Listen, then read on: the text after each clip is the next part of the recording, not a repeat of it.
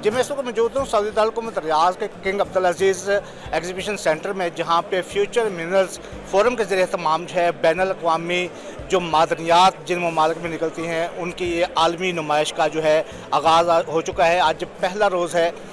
मैं यहाँ पे आपको ये बताता चलूँ कि पाकिस्तान के समेत तकरीबन 75 के करीब ऐसे ममालिक हैं जिनकी तरफ से यहाँ पे शमूलियत अख्तियार की गई है। उनकी तरफ से यहाँ पे जो मादनियाती जो स्टॉल्स हैं उनको यहाँ पे लगाया गया है, जिनमें पाकिस्तान का जो स्टॉल है अगर हम उसकी बात करें तो वो इंतहाई नुमाया है।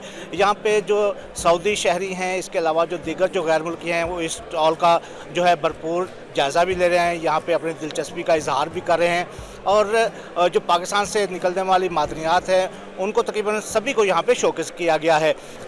जो पाकिस्तानी मिनिस्टर पेट्रोलियम हैं अली परवेज़ मलिक साहब, वो भी यहाँ पे मौजूद हैं, जिसमें वो पाकिस्तानी जो मादनियात हैं उनको मुस्तक़बिल में किस तरह से दुनिया भर में उनको फ़रोग़ दिया जाएगा, किस तरह से दुनिया उनको उससे इस्तेफ़ादा कर सकती है। ये जो 3 रोज़ा नुमाइश है, इसमें मुख्तलिफ़ कॉन्फ्रेंसेस भी आज जारी हैं, वर्कशॉप भी जारी हैं और दुनिया भर के जो वज़रा हैं वो भी इसमें शिरकत कर रहे हैं। इसके अलावा जो मादनियात के माहिरीन हैं उनकी बहुत बड़ी तादाद यहाँ पे शरीक है।